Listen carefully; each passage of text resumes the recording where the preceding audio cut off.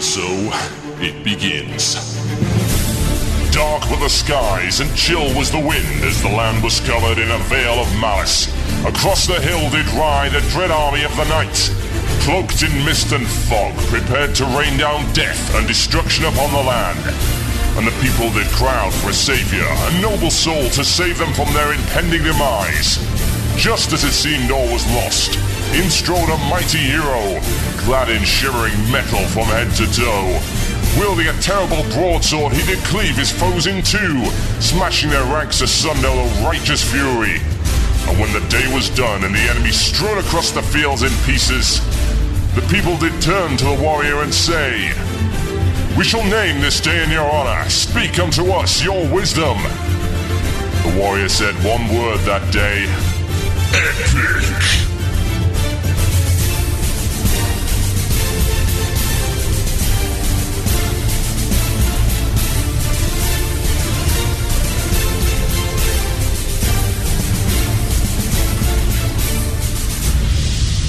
One man, one murloc, one giant angry badger.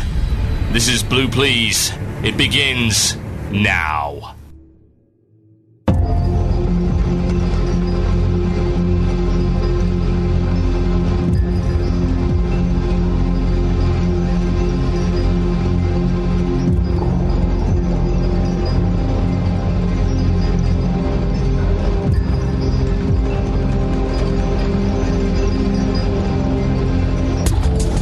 Yes, indeed, folks. Welcome to Blue Plz here on CynicalBrit.com with myself, TotalBiscuit. The date today is the 19th of Feb, 2010. It is 8 p.m. GMT. It is 3 p.m. Eastern. It is midday on the other side of that crazy country. Or is it? Probably. I don't care. It's Blue Plz. That's all that matters, folks. We should have an official Blue Plz time. An entire time zone dedicated to this show. And we can make it British. Oh, yes! What have we got coming up for you in the show today? Many things. Stuff, things, awesome, content. Lots of content. I promised you a bumper show. I will give you a bumper show. And perhaps you're going to regret asking me for a bumper show. We shall see. Got coming up for you in the show today. We'll be announcing very soon indeed at the end of the mailbag segment exactly who won the Grunties. Not one, but two Grunties. And just to make it a little bit more interesting, bonus prize. I decided to add a tiny, which is one of those little common loot cards for the TCG. It's a tiny to each of those prizes. So yes, two lucky people. The entrants are now closed, incidentally. You are too late if you haven't left a comment on the Blue Plz post on CynicalBrit.com. You are, in fact, too late. Don't worry, we'll have more competitions coming up for you a little bit later. Also going to be announcing an exclusive interview for next week. Gonna be good stuff, folks. Also, new possible raid in the form of the Ruby Sanctum. Has Ice Crown been beaten far too fast? We shall see. Also, are 40-man raids something that could happen in the future? That's a great question. Blizzard attempts to answer it, but of course we don't want to listen to them. What do they know about World of Warcraft? Talk about that a little bit later on the show. Also, Battleground changes on the horizon. What's going on? Is it any good? Maybe, maybe not. And that's not all. The new boss in VOA is absolutely abysmal. Let's talk about that later in the show, folks. Why not? Just tell me why. Give me one good reason. You don't have one, do you? No, didn't think so. Why am I whispering? I don't know. Cap off the show. Ladies and gentlemen, children of all ages, it's the illusion of choice. Yes, indeed, folks. Taking your emails to themurloc@gmail.com. That is themurloc@gmail.com. You pick the last topic of this show. But that's not the end of it. Oh, no. Absolutely not. Got more stuff coming. Yes. 2 tracks. Not one, but 2 fantastic tracks from Frank Klepacki's new album, Viratia. Oh, yes. Coming up a little bit later on the show, folks. And the podcast listeners get to hear them too. Thanks to Frank for letting us do that. That's going to be absolutely fantastic. I'll tell you where to get his album a little bit later on. Are we done? No, we're not. How long is this show going to be? I have no idea. Really damn long, most likely. Yes. because I heard some of you might be interested in a little game by the name of StarCraft 2. Okay, how about I stream you some StarCraft 2 at the end of the show? How about we pipe the audio through, and I play a game against the AI? First time I've ever played it. I have never touched this game before at all. I just downloaded my beta, so it'll literally be a virgin playthrough of StarCraft 2. Bearing in mind, I'm absolutely terrible at it. Be streaming that one, you'll get to hear that, and you can ask questions in the IRC channel. Yes, indeed. That's irc.quakenet.org, #CynicalBrit, or head over to the web chat. Just go Google web chat, QuakeNet. I shall put that up for you, and I'm looking towards putting a real video together over the weekend. But for the moment, we're going to do an audio stream. You shall hear the sights, you shall hear the sounds, and you shall hear the commentary. You can ask questions, do some QA, and I will give you some running commentary as we go along. And most likely AI is terrible, which will be fine, because that means I might stand a fighting chance, being absolutely totally terrible at StarCraft in every way. Sorry, I'm more of a total annihilation guy myself. Absolutely awful at freaking StarCraft. Yeah, we're playing that a little bit later on in the show, towards the end, of course. So we'll do it right at the end, after the illusion of choice. And we'll go on until we can't go on anymore. Gonna be good. Right. I think we're done with that. So it's time for this. Mail time! That sounds like it's mail time. Here's the mail. It never fails. It makes me want to wag my tail. When it comes, I want to wail. Yes, indeed, folks, it is the mail time, the time where we read the mail as one might expect. It's no kind of deception, it's not some kind of scam, a pyramid scheme. You really can't send emails to themurloc@gmail.com. Insanity, I know, absolutely crazy. So, let's see what we've got here. This one is from Fangs the Wolf. Dear the host of shows. You dare look upon the host of souls! I shall devour you all! Yes, quite. So, the host of shows, what does he have to say? Let us see. Recently, the Blizzard employee, Malcorix, had confirmed that the spirit of competition would be only during the summer, ignoring the actual time when the Olympics is. When thinking about it, it seems that they didn't create the event for the Olympics, but to bait and hook Chinese players into the game. Do you think Blizzard cares more about their Asian players than the ones in the US and EU? Oh god, why do you send me stupid email? I'm sorry. That is dumb. That is really, really dumb. Okay, guys, let's bring some reality into this for a second. Just because there is an event which might have a bit of an Asian spin on it doesn't mean that Blizzard suddenly cares more about its Asian players. May I point out, ladies and gentlemen, that for the most part, China hasn't even been able to play recently. They only just got Burning Crusade. Right. Let's have a look at events, shall we? What's that turkey holiday? I can't remember its name. But isn't it based on Thanksgiving, which is an exclusively American holiday? What about Brewfest? Isn't that based on Oktoberfest, which is an event in Germany? So, because the Asians get some kind of event, that suddenly means that Blizzard favours Asian territories. You can't be serious, surely. No, really. Why? Why would you send this kind of thing? Why is it not okay to go outside of one's little bubble? Yeah? Do I complain about Pilgrim's Bounty, even though it's Thanksgiving, which is meaningless to anyone outside of America? No. Why? Because it's a fun event that everyone can share in. Do I complain about the spirit of competition? Do the Americans complain about the Brewfest? Probably, honestly, because, hey, they're the Americans. But never mind. Let's just ignore them for the second. Do we care about the Germans? Are they indeed all smiles and sunshine with the Brewfest? Yeah, we do care about the Germans. What's the problem? It's an in-game event that may or may not loosely be linked to something that's in the game and in the real world. Wow! Shocker! Bring in the cultural stereotypes, folks. We wouldn't want to go outside of our little bubble, would we? That's just terrifying. Really, why? Honestly, why would you object to this? it's not the first example, for God's sake. There's been a couple of pets available exclusively over there. There's been a little gold pig and I believe some kind of Chinese dragons. Is that really all you have to complain about? There are people whining about this on the forums. I kid ye not. That is actually happening. Come on. Please, don't whine about stupid crap. It's this bait and switch stuff, the smoke and mirrors that Blizzard do. I'm sure they deliberately have someone on staff that is out to incite this kind of stupidity. Honestly.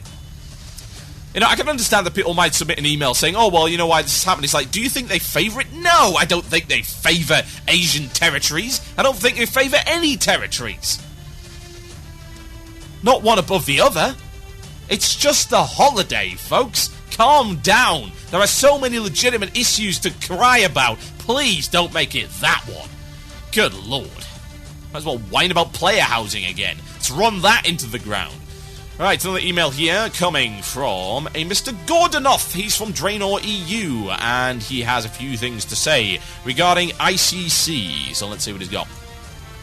Dear TB, I am not your dear TB. You're not allowed to say that, incidentally. Try Overlord and Master, TotalBiscuit. Or I prostrate myself in front of you begging for forgiveness and mercy, TotalBiscuit. Or I hate your guts, TotalBiscuit. All of these are perfectly functional. Here we go. Looking over the bosses in ICC, he says, it seems that the bosses there do not have the longevity that many people hoped they would have. Well, I think everyone always hopes that bosses have longevity of some description. Anyway, a lot of people seem to put this down to bad instance design on the part of Blizzard, and that they are no longer able to produce the endgame bosses that can keep top-end raiding guilds occupied for months. However, as you've said a few times on your show, the fact that hardcore raiding guilds are becoming better and better at what they do means it's becoming harder and harder to design an encounter that can keep the top-end players occupied. My friends and I were discussing methods that Blizzard could use to create more challenging encounters short of making bosses hit for so much more damage, require so much more DPS, that they're impossible when they're first released. Blizzard's response is to gate the content and give people a certain number of attempts per week. However, this is looking at ICC. It doesn't appear to have worked. While discussing this, an interesting idea cropped up, that of boss AI, which has so far been completely lacking from the game. So he goes on and on and on. Yeah, boss AI would be really interesting. So, okay, there's a few things about this. Firstly, boss AI is a reasonably good idea, but it's also almost impossible to properly balance in a game like this. The only way that raiding can currently work without a huge overhaul is for raid bosses to be predictable. Yeah, it's a dance. Yeah, it's a procedure that you have to master in order to beat it. You can't have a boss suddenly turn around and say, "Actually, today I'm not going to do that. I don't feel like it. I got up on the wrong side of the bed this morning. I didn't get my porridge. My coffee was stale. I left it in the coffee heater thing all night. It's horrible. It's like brown goop. Like some kind of caffeinated bovril. It's horrendous. And that is why I decide to screw over the next raid that comes in here. You know why? Because I had a bad sleep. It doesn't work. You can't have that happen. You need the predictability. It's the only way you can properly coordinate. Yeah, you can have some wildcards, but you've always got to know that there's going to be an ability. It might happen around this time, and this is how you deal with it. You know, what would boss AI consist of exactly? Are we looking at, I don't want to use my ability ever, because that could just be put in as a randomized thing, and to be honest, that's already in the game anyway. Not all boss abilities are entirely predictable. Sometimes they happen within a certain range of time. What do we want him to do? Run away from the tank? You can't do that. Therein lies the problem. The way that you've got this designed, and this really counts for most MMOs these days, is the tank has got to take the damage. If the boss suddenly decides, I don't want to hit the tank anymore, I want to go hit the healer, then you can't beat the encounter. You just can't. You'd have to radically redesign everything. For one thing, the healer would have to have some method of actually surviving. You know, hey, it goes for the paladin. Okay, it can divine shield. What about anyone else? What about it comes from me as the mage? You know, is that boss AI, or does that just become a gimmick where I have to use some kind of threat drop? You know, it's funny that you talk about AI, because AI in general is a series of scripts. Yeah? It's like, you look at the AI of, say, a fighting game. The fighting game AI is designed to respond to certain situations in a certain way. Yeah? kind of like a boss in WoW, only maybe a little bit more advanced. AI is mostly smoke and mirrors. It's tricking you into believing that the opponent you are fighting, driven by a computer, is actually thinking like a real person. And most of the time it fails to do that. It's generally speaking got a bunch of canned responses, which is, again, like World of Warcraft. It's got a bunch of canned abilities, canned responses to certain situations and actions. So I don't really know how far you can go there. Now what I will say regarding the comment on is ICC too easy? I don't think so. I was somewhat bemused, but not remotely surprised by the fact that the Uber Guild steamrolled the hard modes up to Putricide and then got tripped up on Putricide, because apparently he's pretty hard, and only a few guilds have got through the Lich King and, of course, didn't kill him. That doesn't surprise me at all.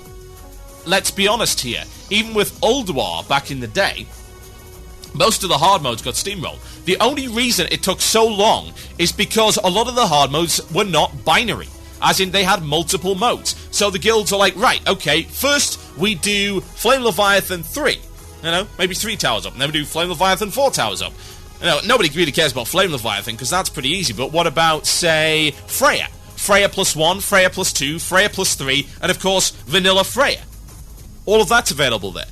Now, the binaries, there are a couple of them, but only one of them was really all that hard, and that was Firefighter. Firefighter took a bit of time. I would compare Firefighter to Putricide, in the fact that it tripped up the guilds that went there. And then the last thing to really trip people up was, in fact, as you might have guessed, Yogg +0, which again was a non-binary hard mode. That's why, folks. That's why it tripped people up. And you can say maybe Algernon did, but it really didn't. And it was 1 hour a week, and it was beaten within 3 weeks, so about 3 hours worth of attempts. Didn't really trip anybody up. Yogg +0 did. But again, you're looking at something which is the hardest fight, really, that they've ever put out, to the point where people were claiming it was mathematically impossible. Evidently it wasn't, but there you go. So yeah, that's my conclusion on that. I don't think that it's too easy, honestly, but I do object to the fact that there are only 2 modes of difficulty. Yeah? Easy, quote-unquote, or just normal and hard. Therein lies the problem. You need a wider variety of difficulty levels to ensure that everyone gets a fair shake. Right, ladies and gentlemen, I promised you brand new Frank Klepacki. I'm going to give it to you right now. It's from his new album, Viratia. I'll tell you where you can get this directly after the break, and I'll also announce the winners of the Grunty Contest. This goes by the name of Overpower. I'll be right back after this, folks. Enjoy.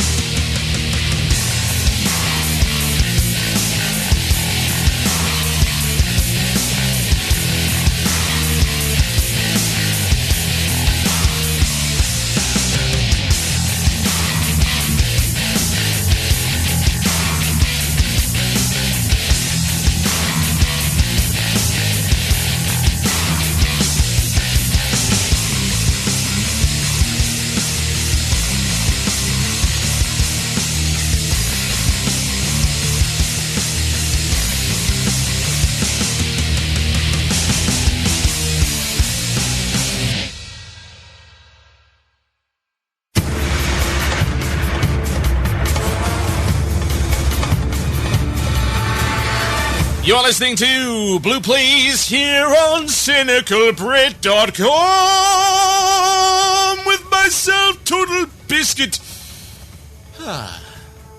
You know, you got one of those evenings where you just want to sing. This really isn't it. I was doing that mostly to make you uncomfortable. It seemed to work pretty well. Right, let's announce some winners, folks. I'll also tell you where you can get... Actually, no, let's talk about Frank Klepacki first, because he's amazing. So that was one track from his Viratia album. The cool thing about this album is that it's meant to be listened to along with a full comic book that also comes with it, either with the digital edition or the CD. It's pretty damn amazing. So I'm looking at the comic book right now, and it's really cool. It's like a soundtrack to a comic book. How nifty is that? So... I'm going to play another track of this later on in the show, but I really, really think you should go pick up this album. Everything Frank Klepacki does is fantastic. His previous album, Infiltrator, got some airtime on this show and is indeed the music bed, along with some other stuff, for Gaming Express on CynicalBrit.com. Again, he kindly donated the music. He's a really great guy. He, as you should be aware, composed the one and only Hell March. So, yes, he did a lot of CNC music, Command & Conquer. Head over to FrankKlepacki.com. That is Frank Klepacki with a K.com. And go buy his album. New one. Viratia. Absolutely fantastic. You can get a box copy. You can download it from iTunes. All sorts of great stuff like that. Absolutely amazing material. Right, okay, let's announce some winners. So I promised you... last week, or indeed the week before, that if you left a comment on episode 1 of season 4 of Blue Plz on the website, then you had a chance to win a Grunty. I've got 2 to give away, so I'm going to pick 2 right now. The first, ladies and gentlemen, and what I'm going to do here in order to select it, it's a very scientific way. So I've got the big list of comments here. I'm going to close my eyes, and I'm going to randomly move it around, and I'm going to point my arrow at... Anubiros. Anubiros wins the first Grunty, and indeed a bonus tiny code as well. So let's pick the second one. We need some kind of faux drum roll here. Omedius. Yes, indeed. Omedius, you also win a Grunty as well as a tiny code. Congratulations. Condolences to those who did not win. Don't worry, got plenty of contests coming up in the next few weeks. Lots of really, really great stuff. I was going to tell you about an interview, wasn't I? I actually forgot about it. So, I am going to have someone on next week's show, and I'm going to do it live. Yes, indeed, live interview. This guy is a brave man to come on Blue Plz Live, I can tell you. Most people, well, they're cowards, let's face it. Most of my interviews are like, oh, but it's live, we might say something bad. No, this guy has the cojones, folks. He is creating a video, a movie, as it happens. And it goes by the name of The Raid. His name is Kevin Michael Johnson. And this video is a combination of in-game footage along with real-life stuff. And it's talking about the backgrounds of people that raid and the social phenomenon of raiding. And to me, that's really interesting. Now, he's trying to raise money to get this off the ground. So, right now, he's sitting on $8,000 out of $12,000 he needs for this. There's 48 days to go. And I have put a link in the show notes if you're listening to the podcast, or in the IRC channel if you're listening live. So I'll post that for you right there. This goes by the name of The Raid, and it looks absolutely fantastic. Go watch the promo after the show, of course. Go have a look at it. It looks really, really good indeed. So I'm going to have him on the show to talk about it next week. It's going to be really cool. We're going to talk about the social phenomenon of raiding and the pros and cons of doing so. It's going to be very good. And if you've got some cash and you want to back the project, then you can do so. There's a variety of levels of pledges, and you can win some very cool stuff. So go for it. Go and have a look at it. They are going to be on the show next week. Yes, indeed. Now, those of you who won your Grunties, send me an email. I'll, of course, verify your email address versus what you got registered on the site, and I'll send you stuff over, and we'll sort out some absolutely fantastic prizes for the next few weeks' shows that I can guarantee. I think we've talked enough about that, so let's get some content out of the way, folks. Let's get on with it. Now, interesting announcement from Blizzard. Well, possible announcement at any rate. So it turns out that this may not, in fact, be the final raid of the expansion. Now, first things first, who actually believed it would be? Go on, put your hands up in the IRC channel. Let's see who the idiots are. Yes. Gullible. Of course it wasn't going to be the final raid. we've got months and months to wait. Indeed, the earnings call for Activision indicated that Cataclysm's going to be out for the holiday season. So yes, a November release, most likely, which is exactly what I predicted a long time ago. I have psychic powers. Oh! So we've got some new stuff. And indeed, this has now just been announced, literally, a couple of minutes ago. Here we go. So, brand new news for you, exclusively off Hot of the Presses. It's the brand new patch, folks, 3.3.5. It's called Assault on the Ruby Sanctum. It's a minor content patch, so they say. Brand new raid dungeon coming in 3.3.5. So, here's the blurb. A powerful war party of the Black Dragonflight. Oh, sorry, I've got to do this in a far more epic voice. A powerful war party of the Black Dragonflight, led by the fearsome Twilight Dragon Halion, have launched an assault upon the Ruby Sanctum beneath Wormrest Temple. By destroying the Sanctum, the Black Dragonflight look to crush those who would stand in the way of their master's re-emergence into Azeroth, and to ultimately shatter the Wormrest Accord, the sacred bond that unites the Dragonflights. The battle that is to come will surely deal a crippling blow to the Red Dragonflight. However, it is up to you to stop this unprecedented offensive and defend the Ruby Sanctum. First, you must face the assault of Halion's servants, Sylvania Ragefire, Baltharis the Warborn, and General Zaratherian, before squaring off against Halion, the Twilight Destroyer, a new and deadly force in this realm. The Ruby Sanctum will feature 10 and 25 player content, heroic difficulties, and all new rewards. Stay tuned for more information as we get closer to its release. And that's the way the cookie crumbles. Yes. Brand new, hot off the presses, new raid dungeon. First things first, is anyone surprised? No. Certainly shouldn't be. So, that's really all we know about this thus far. So we can speculate, so let's do that. Now, to me, this sounds like Saltharian, oddly enough. So, this is either going to be a 4-boss dungeon or a 1-boss dungeon. Now, let me explain my logic for that. Because you're saying, TotalBiscuit, that's ridiculous. Because you've just mentioned 4 bosses. Well, maybe not. If it's structured in the same way that a Saltharian is, then you've got Saltharian plus his 3 Drakes, which were all, of course, individually named with their own abilities, but they didn't count as bosses. So, I do wonder, are we going to be getting that? Maybe. I don't know. We'll have to see. It's possible. Alternatively, it could be a 4-boss encounter. Or it could be a wave-based encounter. Oh god, please don't. If it's another wave-based encounter like fricking Mount Hyjal, I will literally kill myself. Live, on air. Ugh, it'll be horrible. Blood everywhere. Hard to clean out the carpet. It might be. It potentially is, because you're talking about defending, yeah? Therein lies the problem. You're looking at this statement, you see the word defending, and you think something like Violet Hold. You don't think of attacking, say, pulling mobs and killing stuff, and going for bosses. You think about waves. And it's possible, certainly, with that setup, or you could be talking about a Saltharian setup. Now, this is what makes it interesting to me.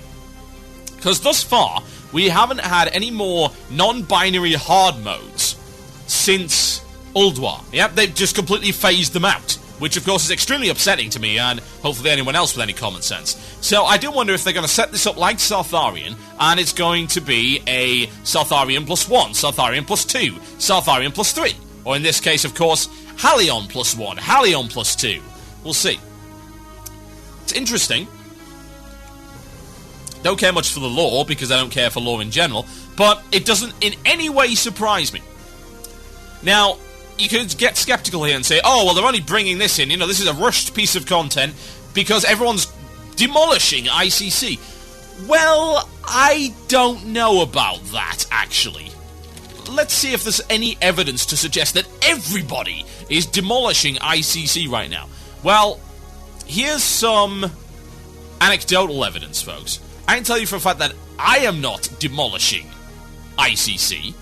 I'm making progress in it. I mean, obviously, we've been off of raiding for a few weeks, but we only just killed Rotface. So, honestly, we haven't killed all that many. Let's have a look at some progress, folks. So we're looking at Ice Crown 10 here on wow.guildprogress.com. So Lord Marigar killed by 42% of active raiders right now. Of the ranked guilds, you've got 123,364 ranked guilds. Yeah? So you can do the math on that. If you were talking about they were all maybe exclusively 10-man, then that's what, 1 million? Well, of course they're not, so there's a lot more people actually raiding these days. So, Lord Marigar, 42.84%, Death Whisper, 40%, Gunship Battle, 39.71%, Deathbringer Sourfang now at 35%. And then here's the massive, great, stonking drop. Rotface, 16%, huge drop there, and Festagood at 25%. And it goes way downhill from there on in. Putricide, 9%, Blood Prince, 9%, Blood Queen, 7%, 5% on Viratia, Syndragosa, 2%, only 0.5 Lich King. Do you call that demolished? I don't. I don't call that demolished at all. Not even close. And then we can look at the heroic stuff, because of course way fewer people have done that. You don't unlock the heroic until you've killed Lich King in the first place. 0.16% Marigar. 0.09% Deathbringer. 0.03% Putricide. And this is on 10-man, folks. This is 10-man. What does 25-man look like? Let's have a look. Let's go and find out. Way less. Way less. 17% Lord Marigar. 15% Death Whisper. 7% Rotface. Don't give me the nonsense. Don't tell me that people are demolishing this. They aren't. They're not. They're not demolishing it at all. And God's sake, compare it to the blinking Colosseum. If you want to talk about demolished, look at the Colosseum. Just have a look. Tell me, Trial of the Crusader 10. Everyone, literally over half of the ranked guilds on guildprogress.com have cleared that instance. That's on 10-man. What about the 25-man? How many have done that? 25% kill the Nubarak. 33% Northrend Beasts. Now, do you say, oh, well, that's because of the difficulty? Well, no, not really. You can say it because a lot of people are raiding 10-man these days. That's just the way of it. It's easier to pug. It's easier to get guilds for. So, no, that's not what it is. But what it is forward thinking. Because anyone that really honestly believed that Ice Crown Citadel was going to last almost a full year is an idiot. That includes Blizzard, if they ever believed that. I don't believe they did. I think they knew exactly what was going to happen. But here's the thing. It's not just about saying, oh, here's a piece of content for you to do after. No, it's about varying up the raid schedule. This is what I said back with Old War. The one problem that Old War had was that it was too long. Way too big. You see the same damn thing day in, day out. And indeed, that's been the entire problem with all of the raiding in Wrath of the Lich King. It's such a linear progression. One instance, the next, to the next, to the next. Instead of having multiple instances on a single tier of gear, it's been one instance per. Yeah? Unless you count VOA, and if you do, you're a tard. Honestly, VOA counts for nothing. So it's good that they're bringing in something else.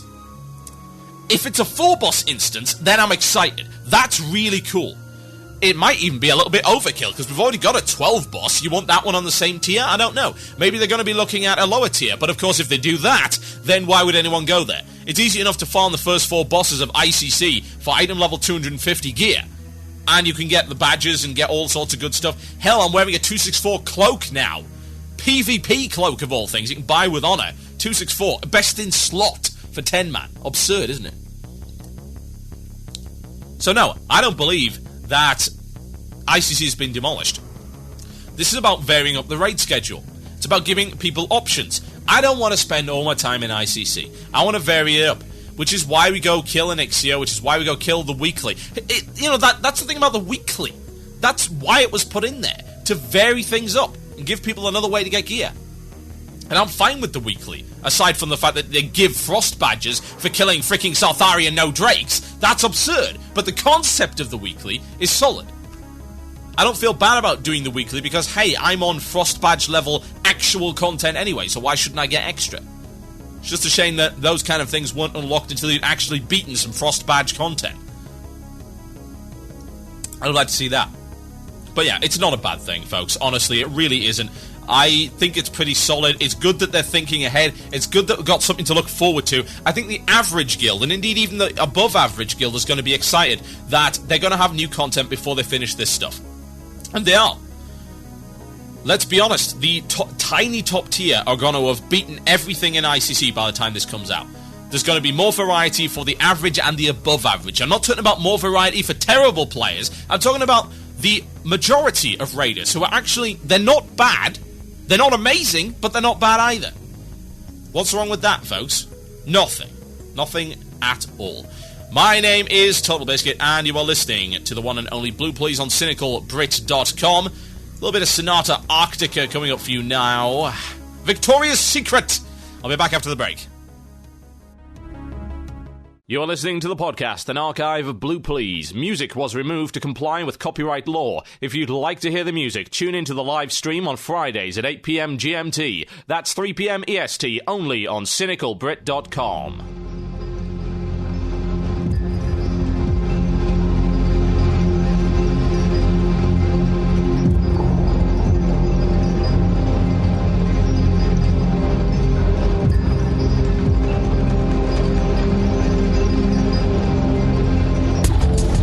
You're listening to Blue Plz here on CynicalBrit.com with myself and TotalBiscuit. I'd like to mention a few things. So, pretty much a moment of pride for Cynical Brit here, as it was, well, Blue Plz at any rate, was the top WoW podcast yesterday on UK iTunes. Indeed, we're above the instance, so that's very cool. Thank you to everyone that made that happen, and hopefully we'll continue to see it. So if you want to leave a review, for instance, on your version of iTunes, if you listen to that, then that would be very much appreciated. Head over to iTunes and drop us a review. Something honest. I'm not saying, hey, go review us 5. No, I don't like that. Sycophancy sucks. You know the best thing about CynicalBrit.com is?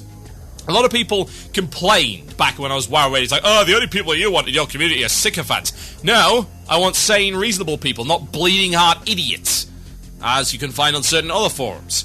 But no, there's a lot of very smart people in our community, and they are willing to give constructive criticism. That's what I want. I want proper debate. I want intelligence. So leave an honest-to-God review on iTunes.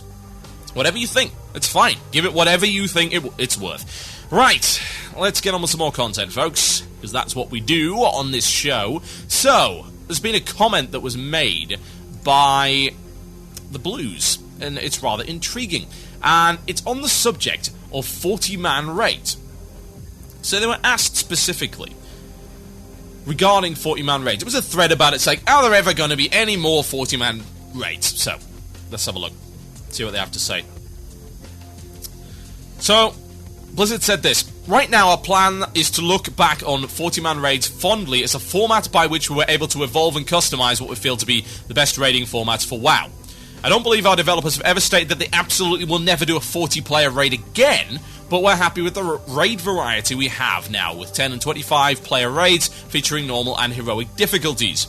The game did rapidly expand from 2004 to 2006, but I'm not sure it's safe to assume that such a growth in the size of the player base related specifically to what was happening at the end game. Well, no, I don't think it did, actually. Honestly, I don't think that was the case at all. It was more of a case of, oh, look, there's a lot of people playing this game and it's quite good. No, what kept people there was the fact that there was endgame content. That's the mistake that even modern MMOs make. There's never enough endgame content on launch. And of course, there wasn't with WoW either, but they were very quick to get it in there. So, yeah, especially for the European players. By the time the Euros came around to playing WoW, it was pretty much done and dusted. There was stuff once you hit 60. So anyway, let's continue. He said, it had much more to do with the fact that the game's overall accessibility, engaging quest experiences, and interesting lore were fantastic. It was such a growth that ultimately encouraged our desire to make the raiding game more accessible to the new types of people. So while we haven't rapidly expanded our player base over the last year, indeed apparently according to the earnings call, WoW has actually stopped growing, that's official now, we feel that in part to the updates that we've made to the end game, we see a greater percentage of players raiding now than ever before, and not just one or two of the easier raid dungeons either. We're seeing much more casual orientated players serious about fighting the Lich King, while also seeing some of the more advanced guilds begin to work out the strategies for besting him on heroic difficulty. Our next step is to go back to the early game in Cataclysm and provide additional updates and improvements to bring it closer in line with our development experience. Today's technology, blah blah blah, that's actually got nothing to do with that, so yeah. Anyway, they come finish off with this. As a long story short, we'll continue to iterate upon the raiding game to improve it, but we feel we have a working formula right now. In order to appeal to a wider range of players, sheer numbers and the time devoted should not be the primary determining factors of success in the game. Okay. So what have we got to say about that? Back in the day, I expressed some skepticism about the move from 40 to 25, and a lot of people said that as well. I believe the basis for my skepticism was twofold. Firstly, potentially, a 40-man raid can be harder than a 25. Potentially. Why? Well, it's simple numbers. The potential for 1 in 40 people to screw up is higher than 1 in 25. Yeah? You've got 40 people, 40 of which can screw up, as opposed to 25 people, 25 of which can screw up. The second one was the impact it was going to have on guilds, which of course is a long-lost issue now, and that was the fact that they would have to cut some of their raiding core. Some of the hardcore guilds would either have to cut the raiding core, or they would have to recruit in order to get 50 active raiders as opposed to 40, to split them into 2 25-man raid groups. And that was an issue back in the day. It really was. When Burning Crusade first launched, yes, there were a lot of guilds that had to slash and burn in that regard. But everything eventually sorted itself out. And as regards to the difficulty thing, well, there's no real way to prove it. That's the problem. Because there hasn't been a 40-man raid since original vanilla, and the game has, in some areas, got a lot harder and a lot more advanced, you can't really prove as to whether or not a 40-man raid would have been harder than the 25-mans. And I think most people will agree that things like Sunwell were harder than the stuff that you had in the original game. It's like Cthulhu versus Kil'jaeden. Kil'jaeden wins. It's as simple as that. Cthulhu was difficult at the time, but you got to bear in mind people, 1, weren't advanced, and 2, the encounter was buggy as sin. It barely worked. So, what about 40-mans as a format? Would I ever like to see them come back? Would indeed any of you ever like to see 40-mans come back? The novelty's kind of neat, yeah? Large actions. I mean, let me just compare this here to another game that I'm currently playing called Star Trek Online. Some of the coolest things in that game are the really large fleet actions, which consist of a large number of ships. That's neat. It's nice to be able to have that. However, I don't know if 40-man would really fit in anymore. I mean, for one thing, if you go back to 40-man, you've got yet another huge guild upheaval. That means guilds have got to recruit, unless you've got a situation where you then have 3 modes, 10, 25, and 40, which it seems like excessive overkill. Why would you do that? Why provide 3 levels of that? Because it sounds easy. It's like, oh, well, all they need to do is change a bunch of spreadsheet parameters. No, not quite. You've got to do a lot of balancing between 10 and 25 to ensure that they're both playable, and more importantly, that if you exclusively pick one over the other, that you can do it using gear exclusively from that. That was the issue back in the day with the way that the Obsidian Sanctum was balanced, yeah? Sartharian plus 310 was back in the day not killable with only 10-man gear. It was badly balanced. Now, of course, that's since changed, and things have been sorted out. But do you really want to introduce a third tier of players? God, no. And what happens if you don't make it a tiered thing? You know, you don't bring in a mode. What happens if it's actually just a 40-man raid? Well, who's going to do it? That's what I ask you. Who is going to do that content? Not all that many people. I see the appeal, but what if you're a 10-man guild? What, you're going to get 3 other 10-man guilds together to put this together? What about if you're a 25-man guild? Sure, you can pull in your casuals and your benches, but you probably still don't have 40. You know, the average 25-man raiding guild, as opposed to the guilds which have 300 or 400 people, is not going to be able to pull in an additional 15. It's just not going to happen. Yeah, there are some guilds which are set up with 50 raiders to be sorted out for 2 groups, but then what do you do with the other 10? Do you just say, sorry, you can't bring them in? It's too big a change. You just couldn't do it. It would cause no end of drama and issues and problems. So why bother with it? What about the novelty value, though? Here's the problem.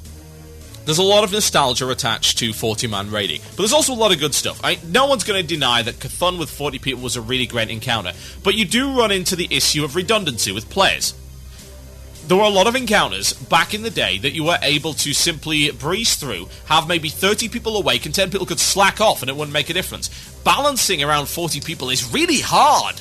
It's harder than balancing around 25 and harder than balancing around 10.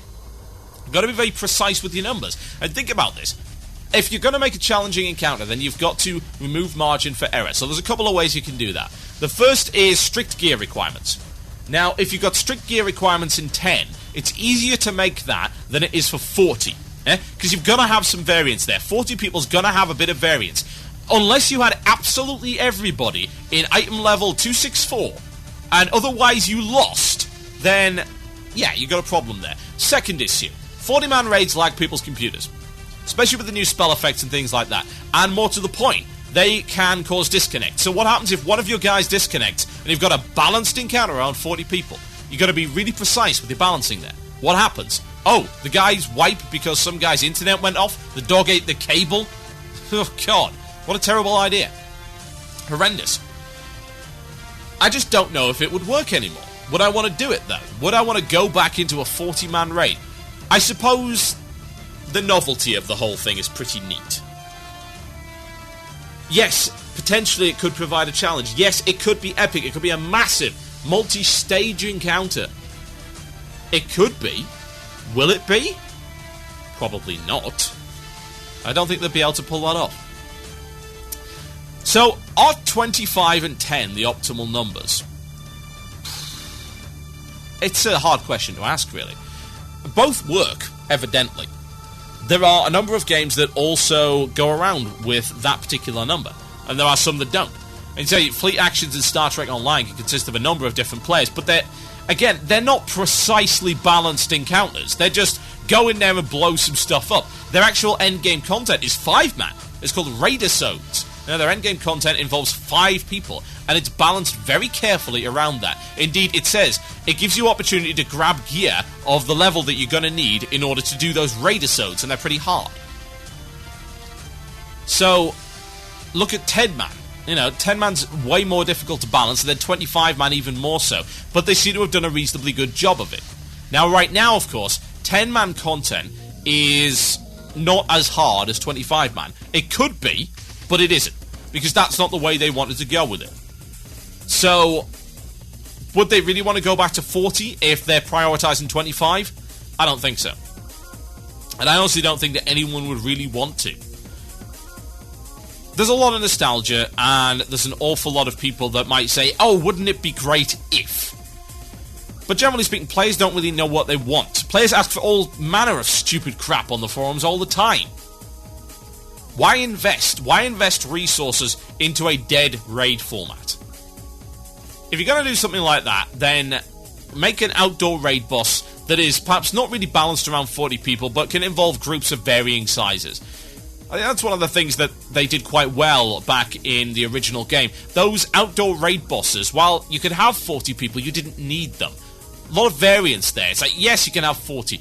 And it does make me wonder, actually, whether or not scaling outdoor raid bosses would actually work. I wonder. How would that go?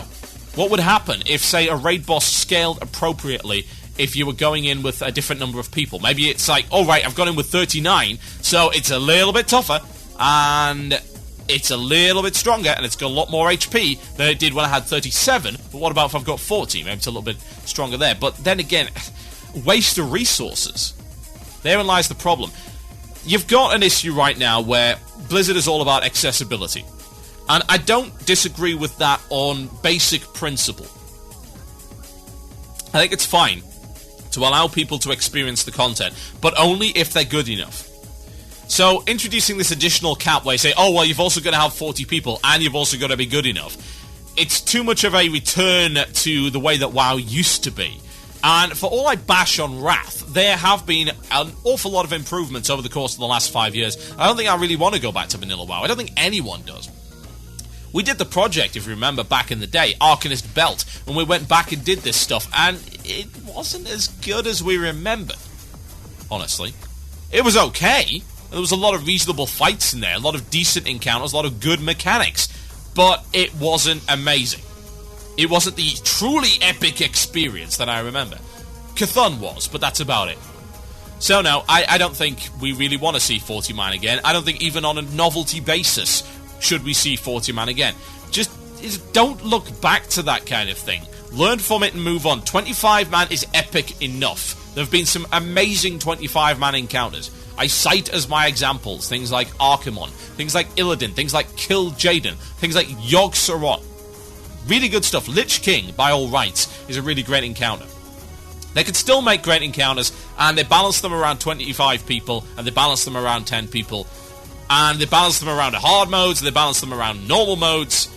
I don't think they need to balance them around 40 people as well, please. Just, some things are best left in the past. My name is TotalBiscuit, you're listening to Blue Plz here on CynicalBrit.com. I've got another Frank Klepacki track for you. Go check out that album of his, FrankKlepacki.com.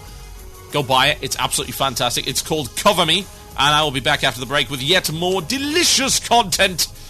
Enjoy.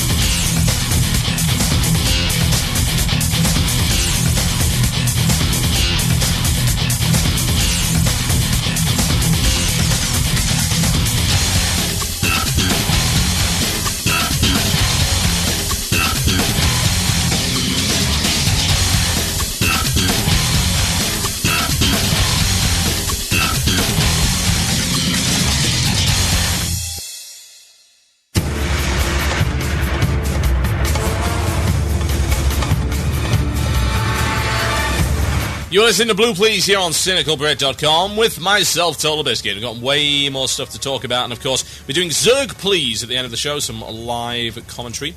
on my first ever time playing StarCraft 2, popping the cherry, as it were.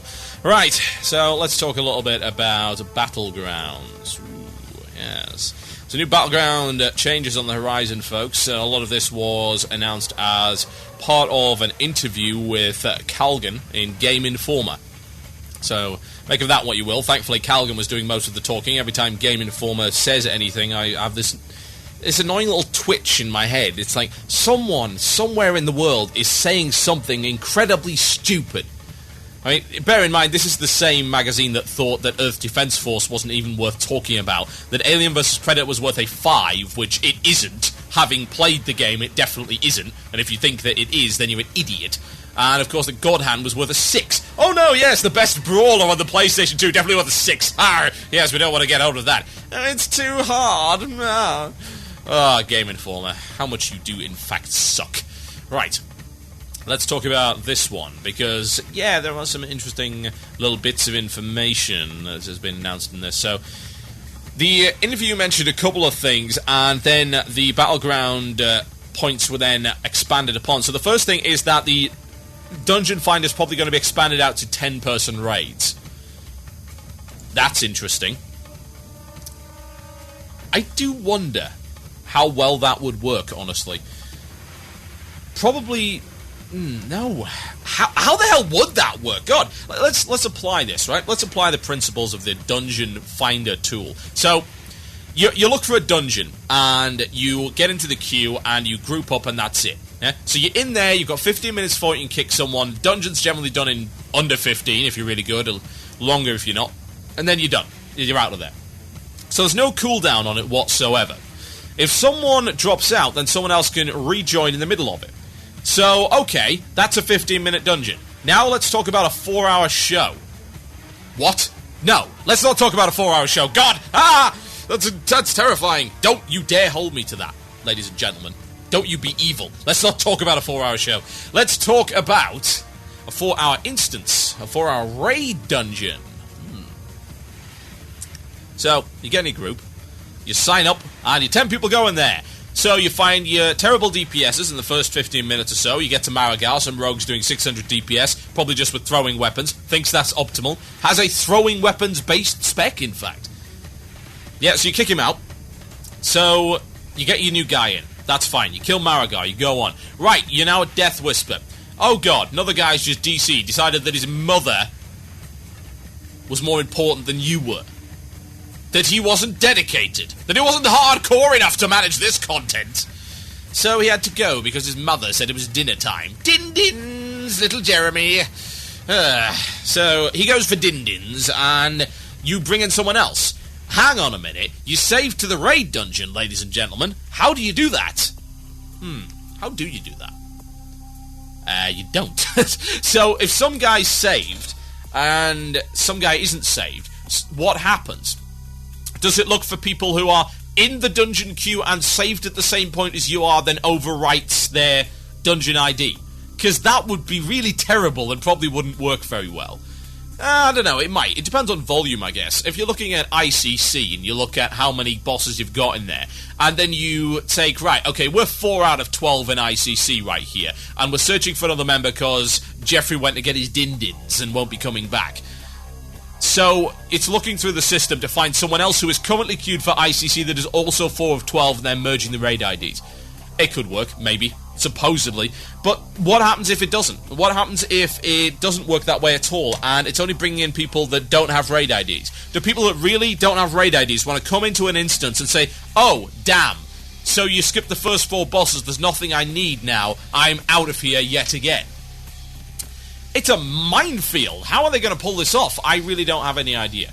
But what was more interesting, which is something that's far more feasible, are the changes to the Battleground systems. So they're integrating the Battlegrounds into the Dungeon Finder. So they've got something very similar here. You're going to have random dungeons that you can join via the Dungeon Finder. And these dungeons, of course, are going to be Battlegrounds in the same way that you would expect them to be. So this post, you can find, as always, on the wonderful MMO Champion.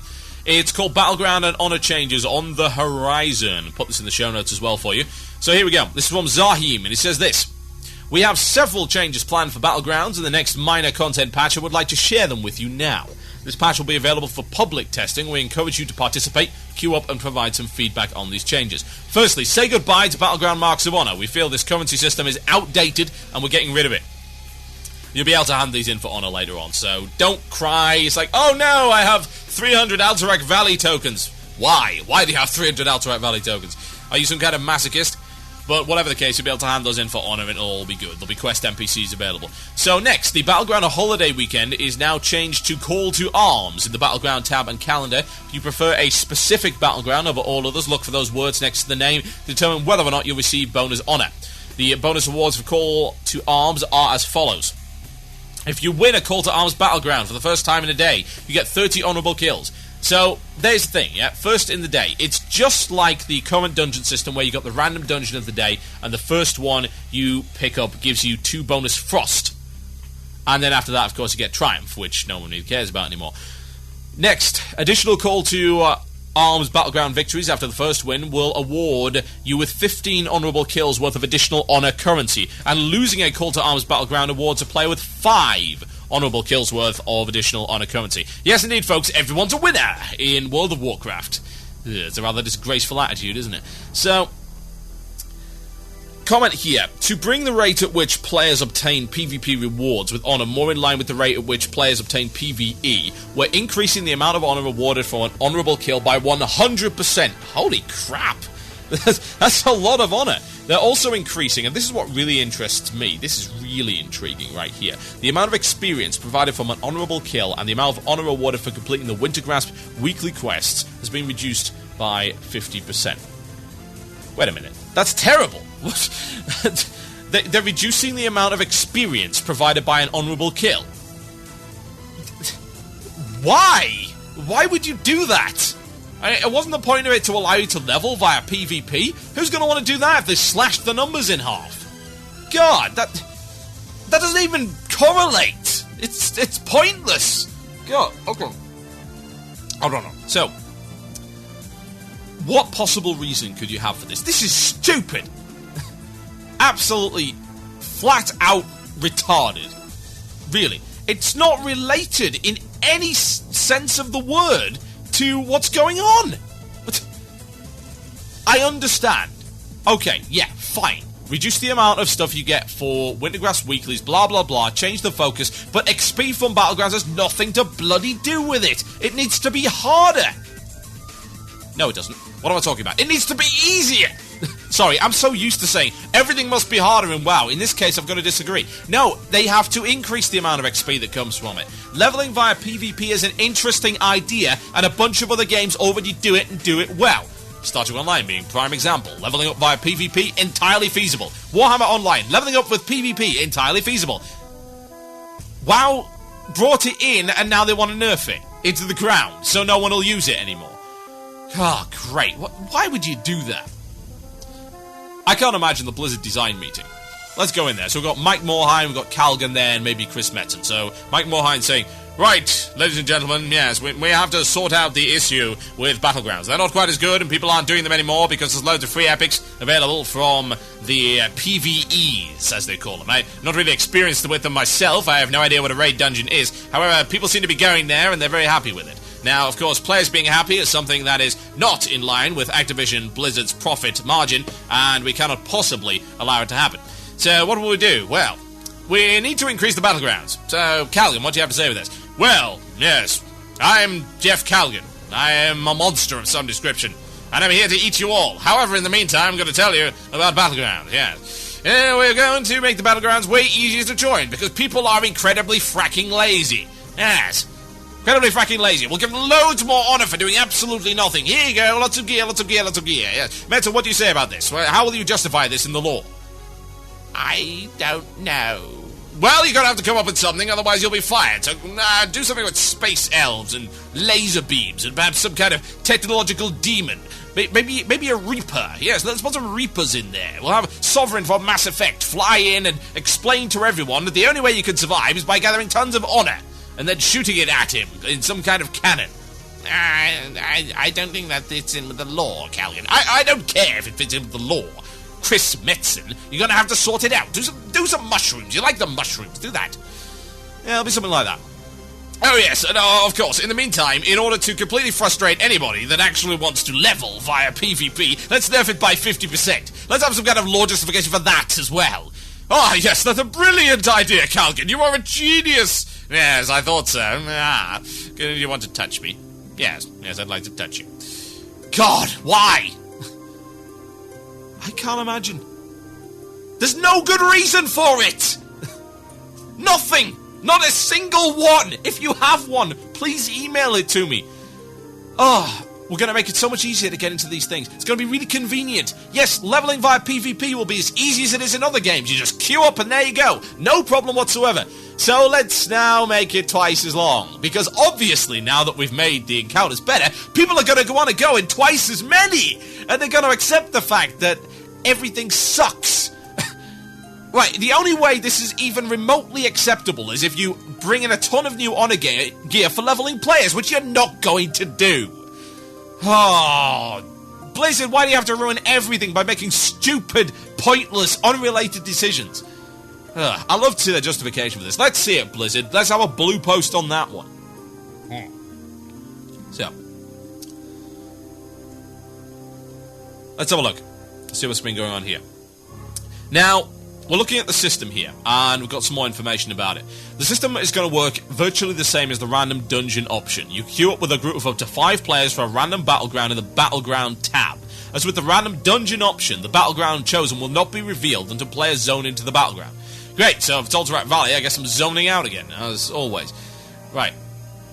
Now, bonus rewards for this system as well. Winning a battleground using random battleground at the first time of the day gives you 30 honourable kills worth of currency.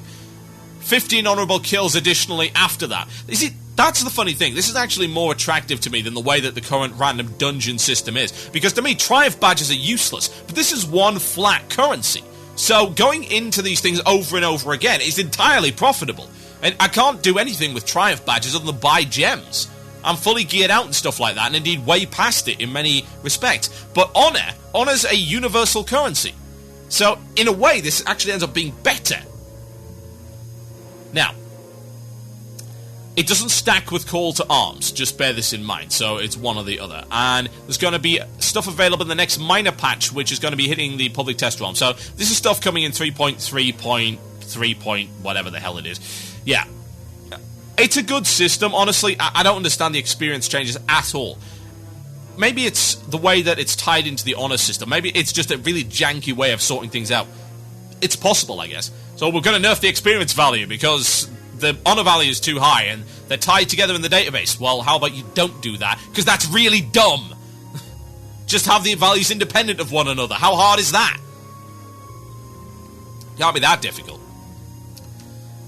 Otherwise, I'm totally fine with that. I have an issue with being forced into certain battlegrounds to get certain stuff. The mark system was dumb.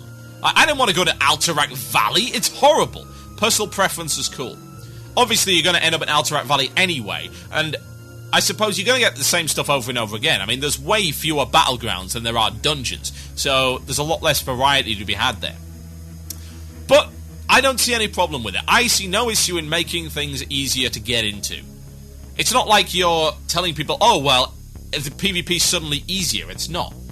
But then again, I suppose you are, by awarding honour that you never really earned. I think that's the real beef I've got with it.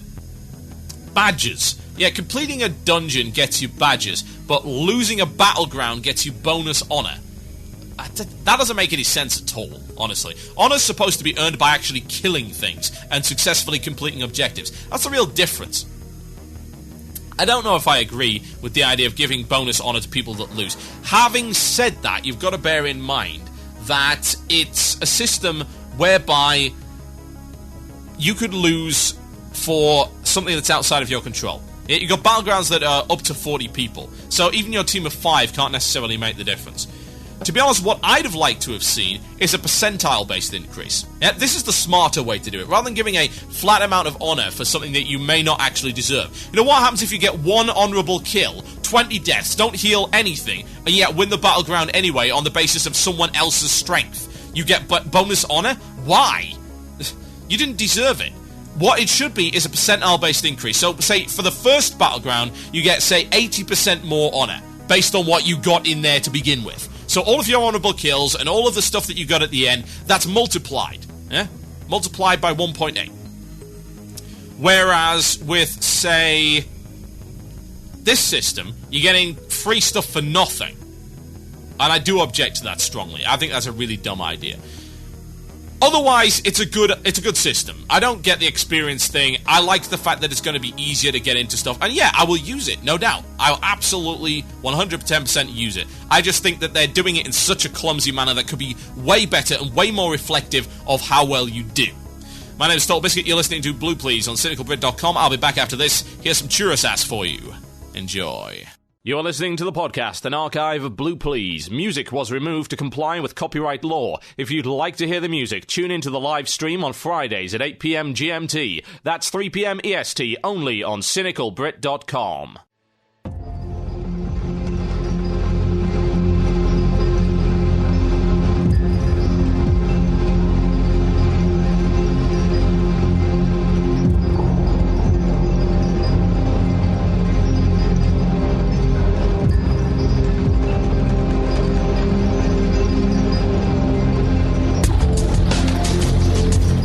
You're listening to Blue Plz here on CynicalBrit.com with myself, TotalBiscuit. Got a quick birthday shout-out. He isn't going to be generous today. Fargrom. He is 27 today.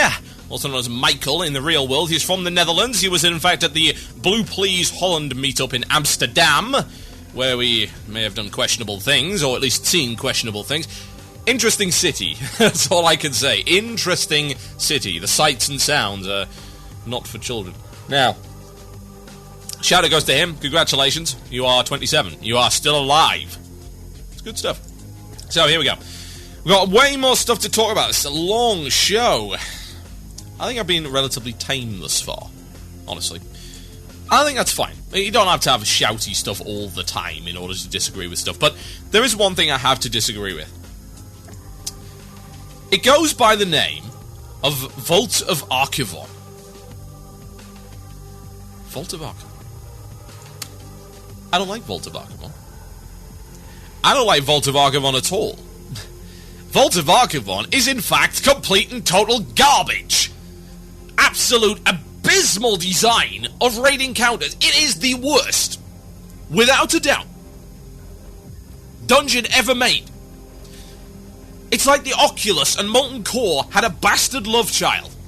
And that love child ended up being freaking Damien from The Omen, the raiding equivalent of Damien.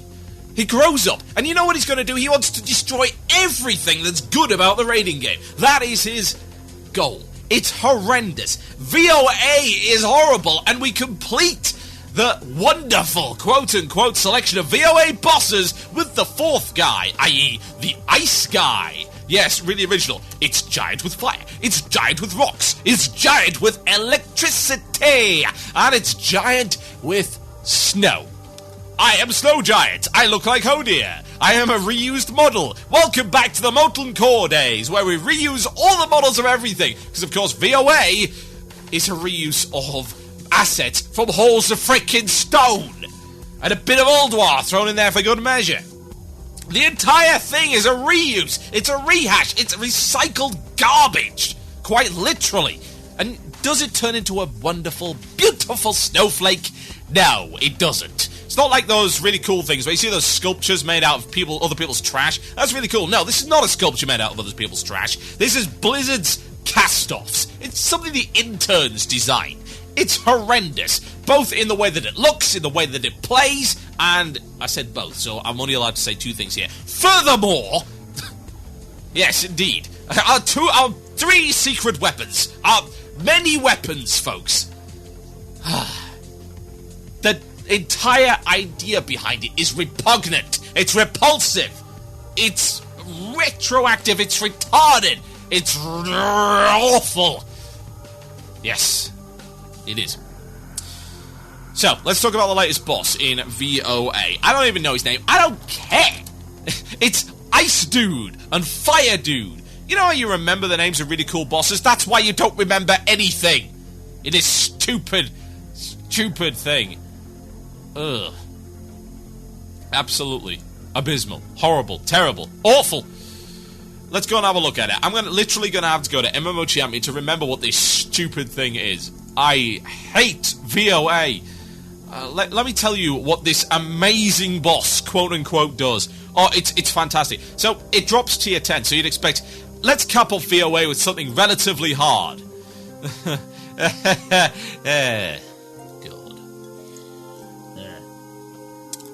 This used to be non-alcoholic. Not anymore. I need the sweet juice just to keep me going. Toravon, the Ice Watcher. He's called that because all he does is watch while you take his loot. That is all he is. Does he do anything to stop you? No. Of course not. Let me introduce you to the wonders of Toravon, the Ice Watcher. The most dangerous boss in the world. The ultimate evolution of Blizzard raiding. In a world where raid dungeons were inaccessible, one dungeon was created to allow any scrub to get tier 10. Coming this fall. The sweet nectar. It keeps me saying it's the only thing that does. Toravon, let me tell you about freaking Toravon, ladies and gentlemen. Toravon. Oh. Let me tell you what he does. He does AoE raid damage. Every now and again that is completely healable. And is no threat to you whatsoever. You have to swap tanks. Swapping tanks? That's insane! I've never seen that oh wait, yes I have. Every freaking boss. Where did that mechanic come from? Well, I can tell you where that mechanic came from, ladies and gentlemen. Freaking vanilla! It's been around for 5 years! It's not remotely original anymore. What else does he do? He spawns frozen orbs. You want to know what the frozen orbs do? They fire freaking ice bolts at you. Really weak ice bolts that do like 2k DPS. Oh. If that. Why? Why would you? So, this is the most disgraceful thing about this, right? This boss, that's all he does. No, you're waiting for the rest of it, that's it. That's all it is. There's not even any comment on his abilities at all here. It's asinine. It's so bad. It doesn't do anything. And this is the loot you get. I am level 264, tier 10. And what's worse still, Wrathful. Yeah, Wrathful gear. As in the latest PvP gear is available. Yours for downing a boss, which is less difficult than a 5-man heroic encounter. Yes. Doing Devourer of Souls is harder than this boss. Doing freaking Bronjam is harder than this boss. I'll go as far as to say doing bloody Anubirak in Anchorage or what. It's not even an Anchorage. God, I'm going insane. I'm thinking of good instances, and I shouldn't be, because this isn't a good instance. The boss is a disgrace. Capping off, I'd say the wonderful Triumvirate of Failure, but I suppose it is. You know, we have the Triumvirate of Failure there. The only difficult part of VOA was doing a gimmick achievement, Earth, Wind and Fire. Now, of course, as far as I'm aware, there isn't another achievement associated with this. Not at all.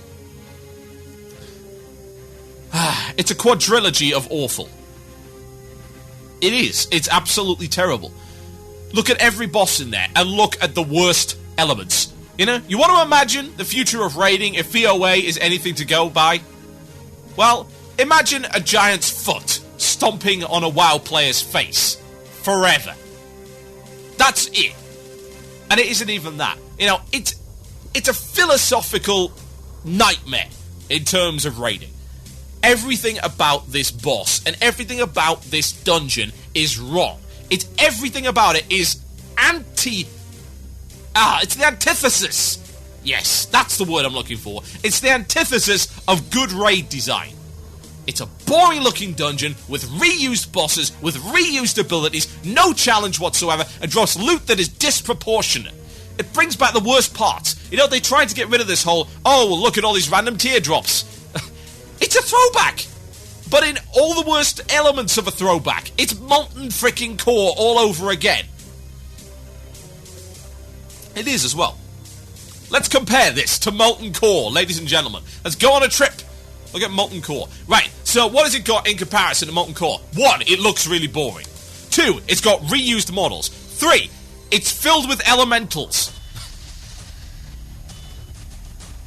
it really is Molten Core, isn't it? It's Molten Core for the new age. It's like they've learnt nothing. Like, let's look back at a dungeon that's 6 years old. Let's recreate it with new models in a area that doesn't look like Molten Core. It's okay, guys, it doesn't look like Molten Core, therefore it can't possibly be Molten Core. No, this is Molten Core 2. The return of Molten Core. Molten Core strikes back. The terrible raid mechanics attack. It is. And they were the guys who said they didn't want another Molten Core. They were the guys who looked back at Molten Core and very clearly said that anyone that liked it is experiencing nostalgia. You're right, they are, because Molten Core is awful. I'm experiencing a little bit of deja vu here, folks, because this is Molten Core again. This time, they've decided they're going to drop disproportionate loot on it. It's a kick in the teeth to anyone that works for loot like this. So I was looking back through some interesting stuff. Remember when I did Badge Please? Everyone seems to like Badge Please for whatever reason. And they came to the conclusion that, hey, Badge Please is awesome. And a couple of people posted about it on MMO Champion. And one guy said, oh, well, you know, he's just whining. What does it matter if some other guy gets loot? And this is people that don't understand. Yeah, they just don't get it. It's like, oh, live and let live. No, don't live and let live. Yes, it inherently devalues gear if it's too easy to get. It's as simple as that. Raid progression is based on getting appropriate gear for doing appropriate content. That is how games work. It's basic, simple design principle. It has to work this way. Otherwise, why would people do the hard stuff if you can get the loot from the easy stuff? There's easy evidence of this, folks.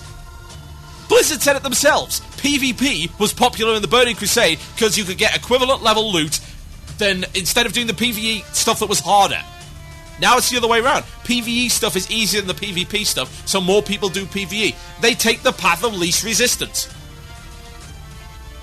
And it turns the encounter into garbage. And it encourages this really bad design process, because Blizzard are thinking, well, most of our subscribers now are raiding, thereby we don't want to annoy them by putting in raid encounters that are, say, too easy. But they don't do that. No, because that would be the sensible thing. You know, if they thought about it, well, we've got to encourage our player base to be up for a challenge. How are we going to do that? Well, why don't we give them free tier 10.5 for killing a boss that is the equivalent of a 5-man heroic dungeon? Why would you do this? Can you tell me why you would do this? Because I can't think of it. I can't think of a good reason. It's trash. I suppose the argument is that you can say, oh, well, it's a good way to fill in gaps. No, it's not. It's not even remotely a good way to fill in gaps. Because look at the loot tables. 119 drops on 10, 119 drops on 25. So yeah, I've really been looking for that tier 10 headpiece. I'm going to go into VOA and get a 1 in 119 chance of getting it. And then, of course, get outrolled by some other guy. It's not a good way of filling in gaps. It's a bloody slot machine. That's all it is. You're shoving in quarters by going in there on a weekly basis on the off chance that you might get some piece of gear that you absolutely do not deserve. It serves no purpose. VOA is pointless. VOA fills no niche. VOA serves no practical purpose at all. Really, it doesn't. At all. God.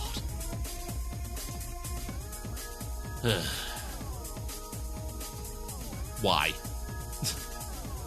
Why is it there, folks? Please tell me. Inform me why it's there. Give me one good reason why VOA should exist. Tell me why I should not take off and nuke the entire damn site from orbit. It was a terrible idea to begin with. A dungeon that's unlocked by doing PvP. Ugh. That's terrible to begin with. They've got nothing to do with each other. They should be kept separate. It's everything that's wrong with raiding. It's a disgrace. I hope that they have nothing like this in Cataclysm. I hope that they've learned their lesson. I really do.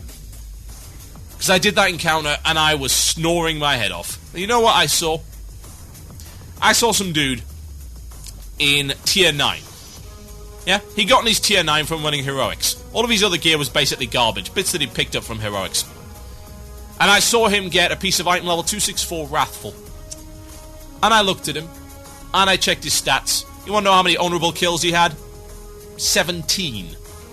He'd never been in a battleground in his life. He must have just done this accidentally in the middle of the world. Do you know what his arena rating was? He didn't have one. He didn't do arenas. So you want to tell me exactly why he deserved item level 264 PvP gear that you would otherwise have to work for? It sums the entire thing up. It really does. It's entirely depressing. I mean, this guy was doing like 900 DPS. He gets item level 264 gear for what? It's rewarding people for doing bad things. You want to talk about social engineering? Talk about that. That's terrible social engineering there from Blizzard. They need to sort this the hell out. VOA is an abomination. Whoever thought of it should be fired immediately. My name is TotalBiscuit. You are listening to Blue Plz here on CynicalBrit.com. I'll be back after the break with the illusion of choice. Yes, indeed. In the meantime, I'm going to play you... Well, I'm angry. Yeah? I really am. I'm angry, so I'm going to play something that is also angry. Bit angsty, maybe. Bring you back to your teenage years. It's Rage Against the Machine. I'll be right back after this. Enjoy. You're listening to the podcast, an archive of Blue Plz. Music was removed to comply with copyright law. If you'd like to hear the music, tune into the live stream on Fridays at 8 p.m. GMT. That's 3 p.m. EST, only on CynicalBrit.com.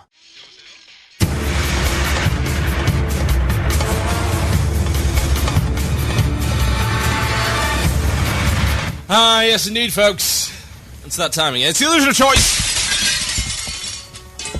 Indeed. Right, let's do some illusion of choice, folks. I've got a really good one here, actually. After this, I'll be taking a short break. I'll be doing a little bit of Zerg Please here on CynicalBrit.com. What I will say, I've got a quick birthday shout-out. This one goes to... Lil Rex. He's 24 tomorrow. Congratulations to him. I will not sing for you, because I'm not Octel, over on VTWProductions.com. Free plug! You see, usually people have to pay for that kind of thing. I'm so generous, so lovely, so wonderful. Not really. I'm terrible and horrible, and I hate every last one of you. Okay. Let's talk. Let's talk and see what this guy has to say. It's an interesting topic. I like it. I think it's pretty cool. This one comes from McStever, and he says this. No, I'm not reading that. Stop with the sycophancy. Ugh, horrible. So here we go. WoW has been around for a long time now. Well, that's stating the obvious. It's come very far from the original vanilla, and I often wonder how WoW is still pulling in more new players every day. Well, answer is it's not. It was announced it stopped growing. So that was a couple of weeks ago. Now, many players who are new to WoW, says McStevie, very often join through a recommendation of a friend with intent on playing together regularly. This way, they have friends to guide them and give them advice on how specific aspects of WoW function.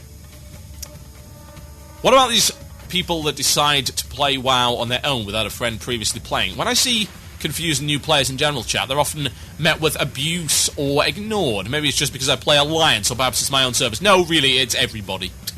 Everyone provides them with abuse and ignore them, or, you know, those are actually mutually exclusive, but whatever. Why should, you know, this is the thing, right? Why should you be a glorified help desk for other players? You know? People often ask me advice, and I'm actually fine with that, but at the end of the day, I'm not a help desk. And no one should ever expect advice from me, and if they ever do, then they'll get bad advice. The Murloc will come out. Yeah, it's quite. You should never have to be a help desk for people, and of course, some people are going to be abusive. Generally speaking, I don't encourage abuse, honestly. I don't encourage abusing new players.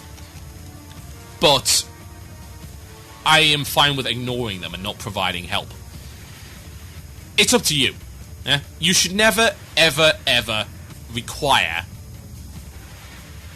a player to help another player. Yeah? Unless it's of some benefit to them. It just shouldn't happen. It should never be expected. Yeah? If you want help, then look at the help files, read the websites, have the tutorials. That's the point. That's the whole point of the whole thing. So yeah, anyway, he goes on. And he says this. Surely that would put players off. In terms of WoW, compared with other MMOs, raiding seems to be the biggest selling point. What are your opinions on all of this? And what do you think WoW has over others that is causing it to keep pulling in more experienced and inexperienced MMO players? Again, it ain't pulling in new players anymore.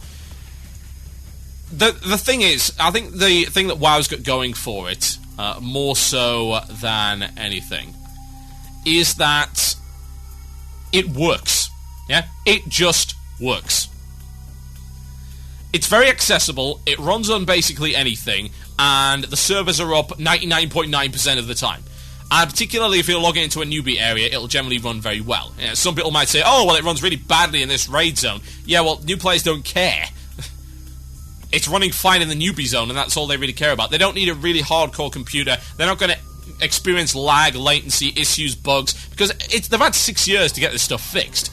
Now, if the newbie area stuff wasn't fixed right now, then, really. So, should new players come in and play WoW? Well, it's Babby's first MMO, let's be honest. It just works, and it clicks with people very easily.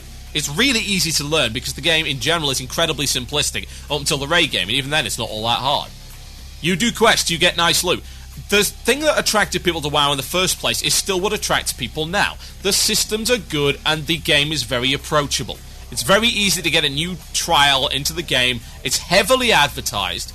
That's something people that really ignore this. What's the last MMO you saw advertised on television? WoW is really the only one. I've never seen ads for any other MMO. Never. So they come in and play it because they see it and they're doing what we did. They're accessing this new demographic that never existed before. That's neat when you think about it. That's pretty cool. But do they stay?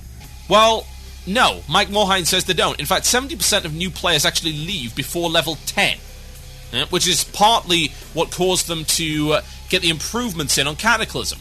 They want to improve the initial experience because so many people end up quitting initially. Well, obviously an awful lot more people stay, but think about that. If only 30% of players stay past that, then you can't really say that WoW's got 12 million players. I suppose you can, but think about how many they could have had. They could have had way more than that if the other 70% actually stuck around, you know? Think about it. You know? You see stuff like WoW has 36 million players if all these guys stuck. It is interesting to look at, if anything. So, why play WoW now? There's a lot of other games around. And there are some games that are starting to get the idea that you've got to innovate because you can't beat WoW at its own game. You can't. You just cannot do it.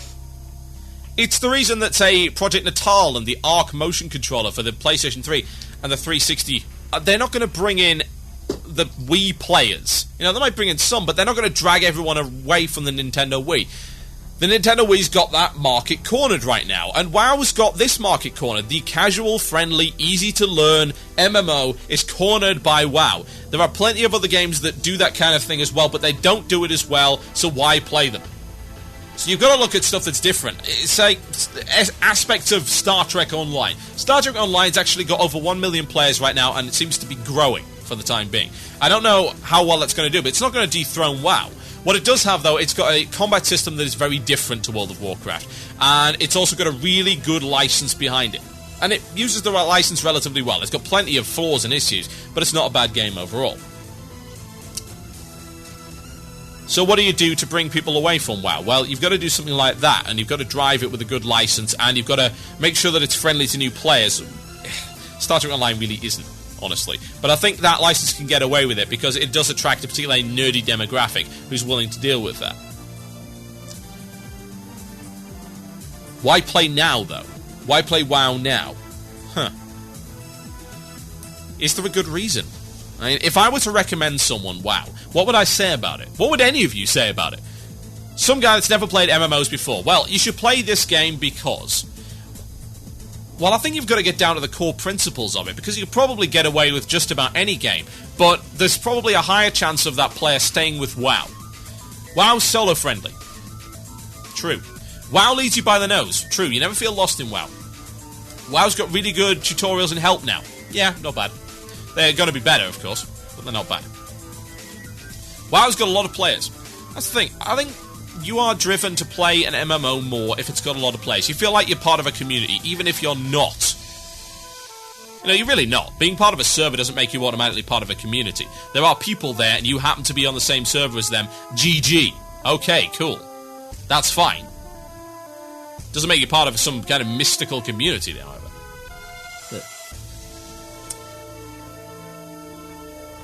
But are they going to stick with it? Well, I can say to them, well, the reason to play an MMO is because you've got a progressive character. But then they go, oh, hold up, I know nothing about this. So, well, what if when you went back to your game, you were in exactly the same place as you were before, and your character sustained in this one world and constantly got better?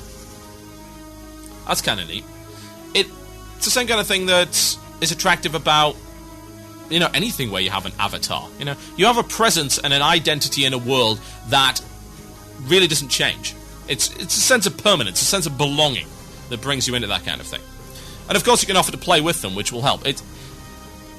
I find it hard to recommend WoW to people these days because of I don't see it from the right perspective. I don't play alts. I raid, so I can't really say to people that are new to MMOs, oh, you should play this because the end game, their eyes are going to glaze over. It's not going to make any sense to them. And that's entirely understandable.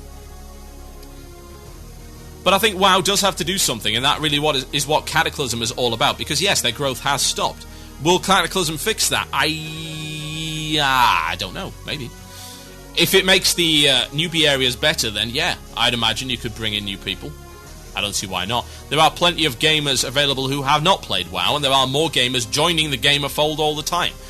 Cataclysm could put WoW in a really good position to capture that demographic. We shall see. Right, ladies and gentlemen, I think it's about time for shout-outs. Get them to me via the CynicalBrit channel. PM me on IRC at irc.quakenet.org, # or pound CynicalBrit. Alternatively, you can tweet me, or you can drop me an email to themurloc@gmail.com. By all means, send them through, folks, absolutely. And there's incidentally, if you want to go read this, I'm not going to cover this, I might cover it on next week's show. There's been a bunch of changes announced for Wintergrasp, so we'll talk about that maybe on next week's show. And also remember that we've got that interview coming up. It's going to be very good indeed. The creator, at least the hopeful creator of a great-looking video called The Raid. I'm going to be talking to him about life and MMOs. We'll see how that one goes. Should be pretty good. He's going to be on live next week on CynicalBrit.com. Right, while we gather the shout-outs, just like to quickly remind you that if you do like the shows and you think that the shows are of sufficient quality to justify it being a service, obviously we pay quite a bit now for our server, and you'll notice that everything's been sorted out. So if you want to donate, you can. We go by the name of tips. It's not really a donation as such. It's about tipping for, say, hey, I really like this show, and I really like your service, so, you know, here's a little bit extra money. You are absolutely not required to do this. It is an honor whenever anyone does it, and is really very much appreciated. It helps to maintain the server, get me better equipment, and get us good stuff. So if you want to do that, you can click on any of the episode links. It will work, and you can donate via PayPal. There is a function now to donate monthly if you so wish, so that's very convenient, and you can sort that out. And there will be a recognition wall coming very soon for all of those who have donated. Yes, indeed. Shout-out time, folks. Let's get them done. Can I get a shout-out to Black Dragon Flight Server US side? That's from Zulkin. What, an entire server? Ooh, I don't know if I can manage that. There you go. A shout-out to my dear grandfather who passed away today. May his soul rest in peace. Well, that's a kind of sad shout-out. But yes, indeed, our hearts go out to you in your time of grief. Morton Otterson. Hopefully you will get through that stronger than ever. Now, a shout-out to Guild Abyssus Incursio, who sounds like something from Warhammer 40,000. That's from Mindstorm XLR.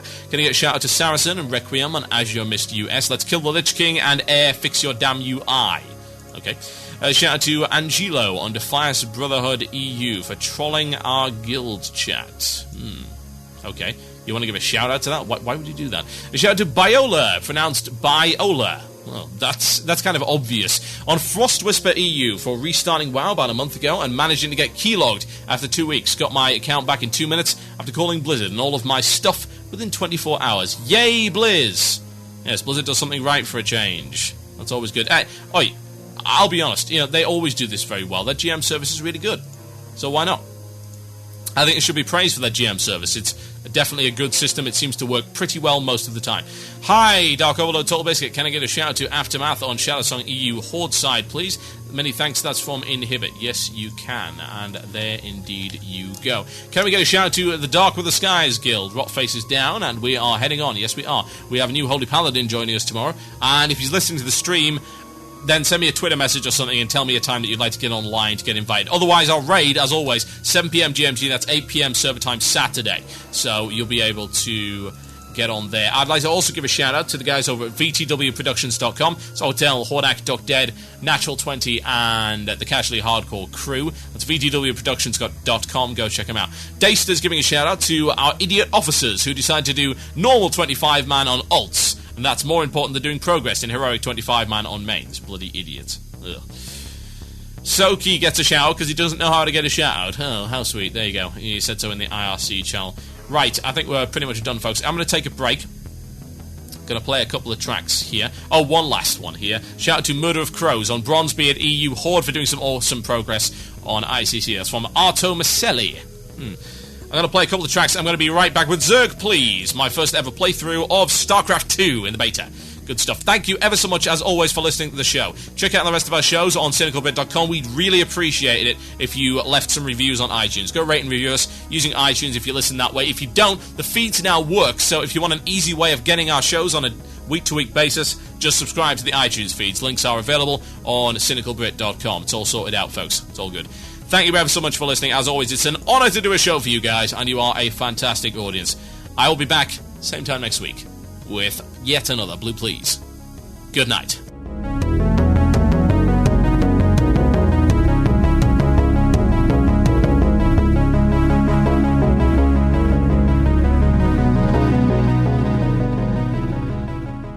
You have been listening to the podcast and archive of Blue Plz, WoW's #1 shock jock show, only on CynicalBrit.com. We'd love to hear from you, so feel free to leave a comment on the Cynical Brit website or write a review of the show on iTunes. Thank you for listening, and I'll see you next